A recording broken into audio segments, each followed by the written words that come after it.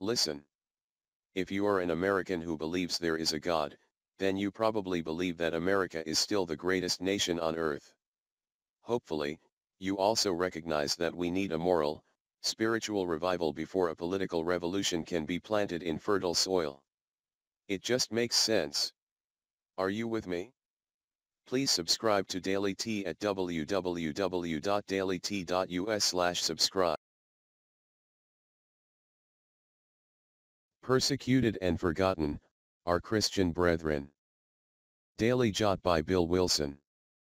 The policies of the United States President have created an open season on Christians in the Middle East and Africa, as evidenced by a recent report entitled, Persecuted and Forgotten? A report on Christians oppressed for their faith 2013-2015.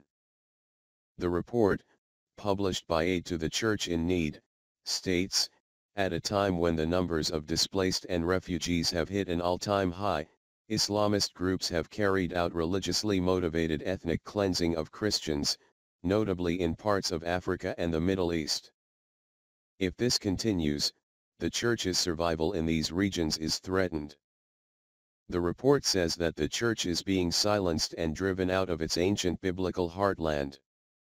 The report speaks of conditions in Middle Eastern nations and Africa where Christians must flee or die, and predicts the extinction of Christianity within the next 5 to 10 years. Under this current, the United States administration, violence against Christians in the past 2 years has escalated by an emboldened Islam, much of which occurred in countries where the president's support of Arab Spring destabilized governments and gave Muslim Brotherhood-supported terrorists a stronghold, Libya, Syria, Iraq, among them. The report urges top Christian leadership in the United States to marshal their grassroots constituencies and force genuine political action, in the form of more military action on behalf of Christians in Iraq and Syria, as well as a recognition that Christians are victims of persecution at home and therefore eligible for asylum in the United States. I can't tell you how many emails I receive saying that they can't wait for the rapture, or they are praying for the rapture, because things are getting so bad. I know that what I'm about to say may offend a lot of people, but we need to focus on what is before us and take care of our Father's business while we are here on earth. While so many are hiding behind doctrines of escape, brothers and sisters in the Middle East and Africa have no escape. Their tribulation is real and upon them. We are sitting here hoping for future events when our brethren are being slaughtered. This is not either/or. We can, as in Luke 19:13, occupy till I come, and pray for the blessed hope. But to not do the former, lessens the latter.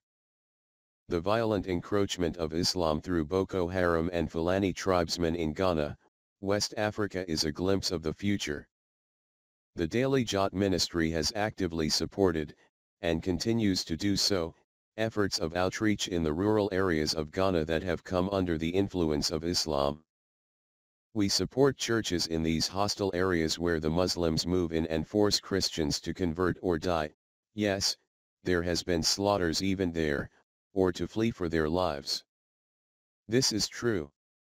It is happening. We in America are so blessed with protections that our brethren in other areas do not have. This administration has abandoned Christians in the Middle East and Africa, and they are facing religious cleansing.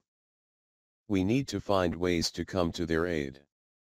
Imagine facing Jesus and him asking, "What did you do while awaiting my return?" Have a blessed and powerful day. Bill Wilson. www.dailyjot.com